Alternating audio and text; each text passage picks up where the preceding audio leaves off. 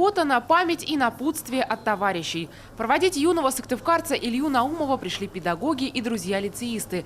Одноклассники и воспитанники детского дома ему по-хорошему завидуют. Впереди у подростка настоящее приключение. На самолете до столицы, а оттуда через всю страну, во Владивосток, на берег Японского моря. Там можно увидеть и других зверей, и растительность. Как-то просто ближе к другому миру вообще. Это же уже даже не Европа, а это Дальний Восток. Там даже и другие национальности есть. Учащийся физико-математического лицея, один из лидеров Большого детского совета российского движения школьников, командир отделения военно-патриотического клуба «Юнкер». Мальчик только переходит в 9 класс, но уже с таким активным багажом. Главное, Илья имеет представление о будущей профессии, хочет стать пилотом. Мы выбрали смену Роскосмоса, чтобы научиться авиамоделировать, научиться некоторым техникам, которые понадобятся в будущем. Я хочу познакомиться с интересными людьми, так как Роскосмос – это довольно-таки очень престижно.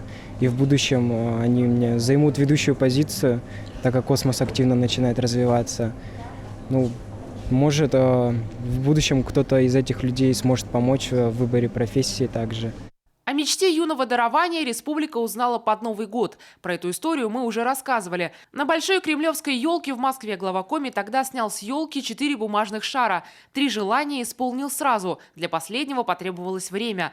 По поручению Сергея Гапликова правительство обратилось к директору детского центра «Океан» с просьбой помочь мальчику. Ведь попасть туда непросто. В итоге Илья Наумов с испытанием сам справился успешно. Уже все решения мы приняли, все уже сделано, что нужно время подобрать. И понятно, что в учебный процесс не поедешь, потому что нагрузка.